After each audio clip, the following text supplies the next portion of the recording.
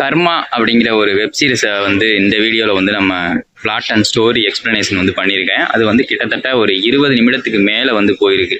அந்த வெப் சீரிஸே வந்து ஒரு 6 மணி நேரங்க. அதை வந்து நான் ஒரு 20 நிமிஷத்தில் எவ்வளோ சுருக்கி சொல்ல முடியுமோ அவ்வளவு சுருக்கி சொல்லியிருக்கேன். பட் ஆனால் வந்து அது 20 நிமிடம் ஆயிடுச்சு அப்படிங்கிறதுனால வந்து இதை வந்து 2 பாகமாக வெளியிடலாம் அப்படின்னு. இப்போ நீங்கள் பார்க்க போகிறது வந்து 2வது எபிசோடு. முதல் எபிசோடு பார்க்கல அப்படின்னா மேலே லிங்க் கொடுக்குறேன் ஐ பட்டனில், அதை கிளிக் பண்ணி அவர் உடனே வந்து ரொம்ப அப்செட் ஆகுறாரு. இவன் வந்து இதே மாதிரி செஞ்சானா என்ன செய்யறது, இவனை எப்படியாவது வாய் அடைச்சாகணும் அப்படிங்கிற மாதிரி அவர் ஒரு நோக்கத்தில் வந்து செஞ்சுக்கிட்டு இருக்காரு. இந்த சமயத்துல வந்து அவனை எதுவும் செய்ய முடியாது. இப்போ ஒருவேளை வந்து நம்ம இன்னும் ஒரு 20 மில்லியன் அவனை கொடுத்து அவனை வந்து கம்ப்ளீட்டா எதுவுமே பண்ண விடாம அவர் 20 மில்லியன் பணத்தையும் கொடுத்து அவனோட வாயை மூடுறது. போலீஸ் கிட்ட போய் எல்லாத்தையும் சொல்ல போறியா? நான் அப்படி பண்ண முடியாது. ஏன்னா நான் உங்களுக்கு கொல்ல சொல்லி அவனுக்கு பணம் கொடுக்குறோம் அப்படின்னு சொல்லி அவனை கொல்றதுக்கு ஆள் அனுப்பியிருந்தமே சைனாக்காரனா, அவன் இன்னும் கால் பண்ணலையே அப்படின்னு வெயிட் பண்ணிக்கிட்டு இருக்கான். இந்த சமயத்துல போலீஸ்ல இருந்து அவனுக்கு போன் வருது. இது மாதிரி உங்க அப்பா வந்து இறந்து போயிட்டாரு, சீக்கிரம் வாங்க இந்த ஹாஸ்பிட்டலுக்கு அப்படின்னு சொல்லி போலீஸ்ல இருந்து போன் பண்றாங்க. இவன் அடிச்சு பிடிச்சி அங்க போய் அழுது புரண்டு அவங்க அப்பா தான் அப்படின்னு சொல்லிட்டு உட்காந்து அழுதுகிட்டே உட்காந்துருக்கான். அந்த நேரத்துல வந்து இது வந்து ஆக்சிடென்ட் மாதிரி எங்களுக்கு தெரியல, இது ஏதோ கொலை மாதிரி எங்களுக்கு தெரியுது. ஏன்னா யாரையோ அடிச்சு ஒரு இடத்துல கொண்டு போய் புதைச்சிருக்காங்க இந்த பணத்தை அப்படிங்கிற மாதிரி போலீஸ்காரங்க வந்து இவன்கிட்ட சொல்றாங்க. உடனே இவன் வந்து பயப்பட ஆரம்பிச்சிடறான். ஆகா, நம்ம இவனை அடிச்சு போட்டு தானே போக சொன்னோம் ஆக்சிடென்ட் மாதிரி, இதை வந்து வேற மாதிரி இவன் சித்தரிச்சுட்டானே, என்ன செய்யறது அப்படிங்கிற மாதிரி இவன் வந்து பயப்படுறான். அந்த நேரத்துல டக்குன்னு இவனுக்கு கால் பண்றான். யாரு? இந்த சைனாக்காரனுக்கு வந்து கால் பண்றான். நான் உன்னை ஆக்சிடென்ட் தானே பண்ணி வைக்க சொன்னேன், ஏன் இந்த மாதிரி நீ செஞ்ச அப்படின்னு. இல்ல, அது ஒரு வேற விஷயம். உங்க அப்பா வந்து என்னைய பார்த்துட்டாரு, அதனால நான் வந்து அவரை மறுபடி கொல்ல வேண்டியதா போச்சு, அதனால நான் கொண்டு போய் புதைக்க வேண்டியதா போச்சு. உனக்கு எந்த பிரச்சனையும் வராது இதனால, உங்க அப்பா இறந்துட்டாருல, நீ வந்து இன்சூரன்ஸ் பணம் வந்தோடனே எனக்கு அதுல ஒரு அமௌண்ட்டை தரேன்னு சொன்னி இல்லை 20%, அதை எனக்கு கொடுத்துரு அப்படிங்கிற மாதிரி அங்க ஒரு கான்வர்சேஷன் அவங்க கூட நடக்குது. நான் கொன்னுட்டேன் அப்படின்னா அவர் பாடியை அங்கேயே விட்டுட்டு போயிருக்கணும். எதுக்குடா அதை வேற எங்கேயோ கொண்டு போய் புதைச்சிருக்க, எல்லாத்தையும் கெடுத்து வச்சிருக்கேன். இந்த கொலையை பார்த்தவன் ஏற்கனவே வந்து ஒரு 10 மில்லியன் வாங்கிட்டான், மறுபடியும் 20 மில்லியன் வாங்கிட்டான். மறுபடியும் கால் பண்ணி அந்த டாக்டருக்கு கால் பண்ணி இன்னும் 20 மில்லியன் வேணும் அப்படிங்கிற மாதிரி அவன் டாக்டர்கிட்ட வந்து மிரட்ட ஆரம்பிக்கிறான். இந்த சமயத்துல வந்து அந்த டாக்டருக்கு முன்னாடி வந்து ஒரு டேஷ் கேம் இருக்கும் இல்லையா, அந்த டேஷ் கேம்ல வந்து அந்த இது எப்படி ஆக்சிடென்ட் பண்ணோம் அப்படிங்கிறதுக்காக அந்த கேமராவோட இதை சிப்பை வந்து கழட்டி வச்சிருப்பாரு. அந்த SD கார்டை வந்து கழட்டி இருப்பாரு, அது யாருக்கும் தெரியக்கூடாது அப்படின்னு.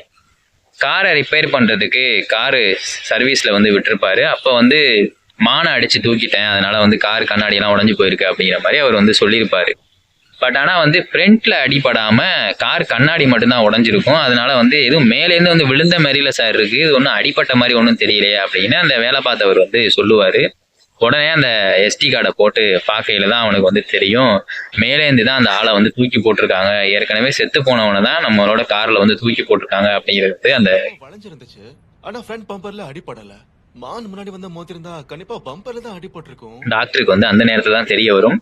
கொஞ்சம் ரீவைண்ட் பண்ணி பார்க்கையில வந்து யார் அந்த வேலையை செஞ்சா அப்படின்னு ஆப்போசிட்ல அந்த இதுல வந்து பார்க்கும்போது அந்த சைக்கிள்ல இருந்து அந்த பார்த்தான்னு சொன்னோடனே காசு கூட கொடுத்தாருல, அவன் தான் வந்து இந்த பணத்தையே அங்க இருந்து தூக்கி போட்டிருக்கான். ஒரு பிரிட்ஜ் மேல, ஓவர் பிரிட்ஜ் மேல இருந்து தூக்கி போட்டிருக்கான் நம்ம கார் மேல, கார் வரையில அப்படிங்கறது வந்து அதை வந்து நோட் பண்ணிடுவாரு. இப்ப இவனுக்கு காசு கொடுத்ததே தப்பு, இவன் தான் ஏதோ ஒரு கொலையை பண்ணிட்டு நம்ம மேல வந்து பழிய போடுறான், இதுடா அவங்க வெல்ட்ரண்டா அப்படிங்கிற மாதிரி அவர் வந்து பிளான் பண்ணி என்ன பண்றாரு, தன்னோட அந்த காதலிக்கு, அவங்க 2 பேரும் தானே அந்த வண்டியில போனாங்க, அவளுக்கு போன் பண்ணி இந்த விஷயத்த வந்து சொல்றாரு.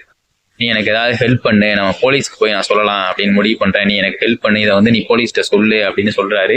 சரி, நம்ம 2 பேருமே ஒன்னாவே போவோம், இந்த இடத்துக்கு வந்துருங்க, நானும் அந்த இடத்துக்கு 2 பேரும் ஒன்னா போய் போலீஸ்ல வந்து கம்ப்ளைண்ட் பண்ணுவோம் அப்படின்னு அந்த பெண்ணும் சொல்றா.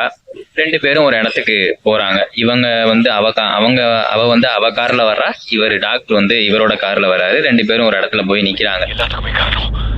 என்ன சொல்றீங்க?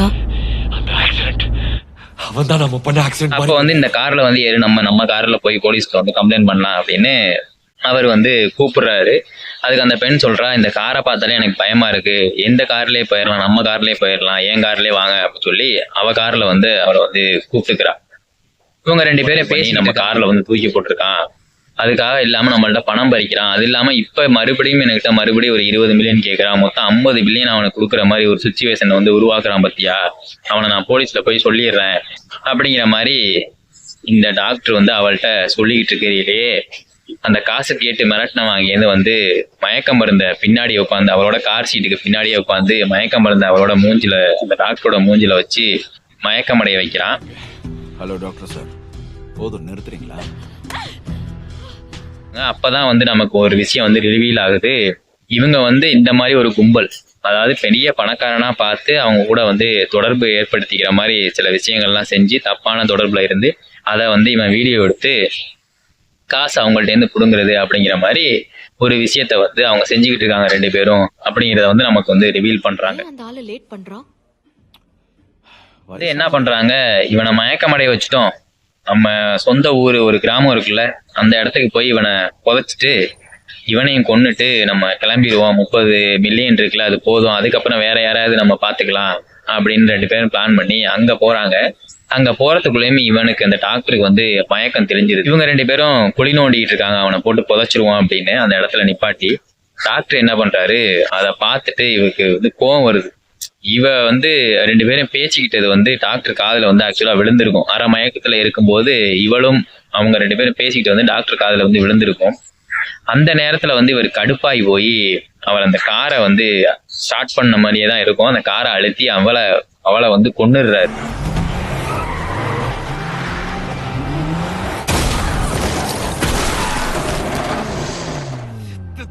அந்த நேரத்துல வந்து இவன் என்ன பண்றான், இந்த டாக்டரையுமே கொன்னு 2 பேரையும் ஒன்னா வந்து புதைச்சிடுறான். நமக்கு வந்து ஒரு யோசனை வரும் இல்லையா, அங்க அவன் வந்து ஆக்சிடென்ட் பண்ண, அந்த சைனாக்காரன் ஆக்சிடென்ட் பண்ண அந்த அவனோட அப்பா வந்து எப்படி இந்த கார்ல இவன் முன்னாடி வந்து விழுந்தாரு, அது இவன் எப்படி தூக்கி போட்டான் அப்படிங்கிற ஒரு யோசனை வந்து நமக்கு இருக்கும்.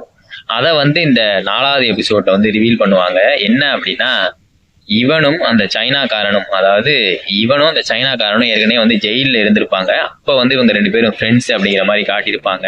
சீனாக்காரா அடுத்த மாசம் ரிலீஸ் ஆகுறாங்க. இவனும் அந்த டாக்டர்கிட்ட பணம் பறிச்ச இவனும் அந்த சைனாக்காரனும் சேர்ந்துதான் அவங்க அப்பா வந்து காரை விட்டு இடிச்சிருப்பாங்க. அப்ப அவங்க அப்பா வந்து அரை உயிரா இருந்திருப்பாரு. அப்ப அவரை கொல்றதுக்காக மறுபடியும் காரை விட்டு ஏத்தி இந்த பணத்தை வந்து என்கிட்ட கொடுத்துரு, நான் வந்து இதை டிஸ்போஸ் பண்ணிடுறேன் அப்படின்னு சொல்லி இந்த பணத்தை வாங்கிட்டு போய் அவன் இந்த பிளானை பண்ணியிருப்பான் அப்படிங்கிற மாதிரி அந்த 5வது எபிசோட்ல வந்து காமிச்சிருப்பாங்க. இந்த ஆளுதானா? இவனே தான். இந்த மாதிரி அந்த படம் வந்து போயிட்டே இருக்குங்க. 6வது எபிசோட்ல வந்து அந்த ஒரு டாக்டர், அதாவது என்ன அப்படின்னா, ஒரு ஸ்டார்டிங்ல ஃபர்ஸ்ட் எபிசோடோட ஸ்டார்டிங் சீன்ல வந்து ஒரு இடம், ஒரு கட்டடம் வந்து நெருப்பு பிடிச்சி எரியிற மாதிரி காட்டுவாங்க. அங்க இருக்கிற பேஷண்ட்ஸ் எல்லாம் கொண்டாந்து ஒரு ஆசிரியத்துல அட்மிட் பண்ண, அதை வந்து மறுபடியும் அந்த 5வது எபிசோடு ஸ்டார்டிங்ல வந்து காட்டுவாங்க. அப்ப வந்து ஒருத்தர் ரொம்ப தீக்காயத்தோட ஒருத்தரை வந்து கொண்டாந்து அட்மிட் பண்ணியிருப்பாங்க. அவர் பேர் என்ன அப்படின்னு சொல்லும் போது அவர் வந்து ஏதோ ஒரு பேர் வந்து சொல்லியிருப்பாரு, என்னமோ ஒரு ஜானோ என்னமோ ஒரு பேர் வந்து சொல்லியிருப்பாரு. அந்த பேரை கேட்டோன்னா அந்த டாக்டர் வந்து கை வந்து நடுக்கும். என்ன அப்படின்னா, இந்த பேர் கொண்ட ஒருத்தன் தான் வந்து அந்த டாக்டர், அந்த ஒரு கேரக்டர் ஒன்று சொல்லியிருந்தேன் இல்லையா, அந்த டாக்டரை வந்து சின்ன வயசுல வந்து ரேப் பண்ணி கேங் ரேப் பண்ணதுல ஒருத்தன் அப்படிங்கிறது வந்து அவங்களுக்கு வந்து தெரிய வரும். ஒருவேளை இவனா இருக்குமோ அப்படின்னு அந்த டாக்டர் வந்து சந்தேகப்படுவாங்க. டாக்டர், உங்க குடும்பத்தாளுங்களுக்கு ஃபோன் இந்த மாதிரி ஒரு கதை வந்து போயிட்டு இருக்கும். இது எல்லாமே கலந்து நடுவுல வந்து ஒரு இடத்துல கொண்டு போய் ஒரு புள்ளியில வந்து இந்த எல்லா கேரக்டரும் ஒரு இடத்துல இணையும். அந்த இடத்துல வந்து ஒரு சஸ்பென்ஸ் வந்து ஓப்பன் ஆகும். அந்த சஸ்பென்ஸ் வந்து நீங்க படத்தை பார்த்து தெரிஞ்சுங்க. அது சொன்னேன் அப்படின்னா அது வந்து இன்ட்ரெஸ்டிங்கா போயிடும். கடைசியில இவங்க பண்ண தப்புக்கெல்லாம் ஒரு தண்டனை அப்படிங்கிறது வந்து அந்த கிளைமேக்ஸ்ல வந்து கிடைக்கும். ரொம்ப அற்புதமான ஒரு கிளைமேக்ஸ். ரொம்ப இவனுக்கு வந்து ஒரு தண்டனை, இவன் பண்ண தப்புக்கு ஒரு பயங்கரமான தண்டனை. பெண்ணுக்கு வந்து தண்டனை கிடைச்சிருச்சு. அந்த டாக்டரே காரை விட்டு அடிச்சு அவளை கொன்னுட்டான். அந்த டாக்டரு ஏற்கனவே கல்யாணம் ஆகிருந்துச்சு. பொண்டாட்டிக்கு தெரியாம இந்த மாதிரி ஒரு அஃபேர் வச்சிருந்ததுனால அவனும் இறந்து போயிட்டான் அப்படிங்கிற மாதிரி ஒரு தண்டனை கிடைச்சிருச்சு.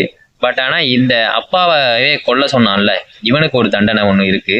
அதே மாதிரி இந்த வேலைகளை செஞ்சுக்கிட்டு இருந்தான்ல, இவனுக்கும் ஒரு தண்டனை இருக்கு. இந்த 2 பேருக்கு இடையில உள்ள ஒரு தண்டனையில தான் ஒரு ட்விஸ்டே வந்து நடந்திருக்கும். அந்த ட்விஸ்ட்டை வந்து நீங்க படத்தை பார்த்து அந்த வெப்சீரிஸை பார்த்து தெரிஞ்சுக்கங்க. ரொம்ப அருமையான ட்விஸ்ட். 6வது எபிசோட்ல தான் அந்த ட்விஸ்ட் வந்து ஓப்பன் ஆகும். ரொம்ப இன்ட்ரெஸ்டிங்கா போகும். எனக்கு தெரிஞ்சு 4வது எபிசோடு மட்டும் அந்த டாக்டரோட போர்ஷன் வந்து காட்டுவாங்க. அந்த கேங் ரேப் நடந்த மாதிரி சில விஷயங்களை காட்டுவாங்க. அது மட்டும் கொஞ்சம் லேக் ஆகும். பட் ஆனா மொத்தத்துல இந்த கர்மா அப்படிங்கிற வெப் சீரிஸ் வந்து ஒரு தரமான வெப் சீரிஸுங்க. நம்ம வந்து ஒரு சவுத் கொரியன் மூவிஸ்ல இந்த மாதிரி ஒரு வெப் சீரிஸை வந்து பார்க்கறது ரொம்ப ரொம்ப ரொம்ப கஷ்டம். அவங்க வந்து நார்மலாக வந்து கொலைகள் இந்த மாதிரி சம்மந்தமா வந்து யோசிச்சு வெப் சீரிஸ் பண்ணுவாங்க. பட் இது வந்து அந்த மாதிரி இல்லாம ஒரு வித்தியாசமா பணத்துக்காக செய்யக்கூடிய ஒரு வித்தியாசமான ஒரு முறையை வந்து எடுத்திருக்காங்க அப்படின்னு வந்து சொல்லலாம். ஸ்க்ரீன் பிளே வந்து இந்த வெப் சீரிஸுக்கு அல்டிமேட்டான ஸ்க்ரீன் பிளே, ரொம்பவே நல்லா இருக்கும். தமிழ் டப்ல இருக்கு நெட்ஃபிளிக்ஸ்ல, நீங்க பார்த்து என்ஜாய் பண்ணுங்க. ரொம்ப நல்லா இருக்கும். இந்த வீடியோ வந்து பிடிச்சிருந்துச்சு அப்படின்னா லைக் பண்ணுங்க, ஷேர் பண்ணுங்க. அவ்வளவுதாங்க. Thank you so much.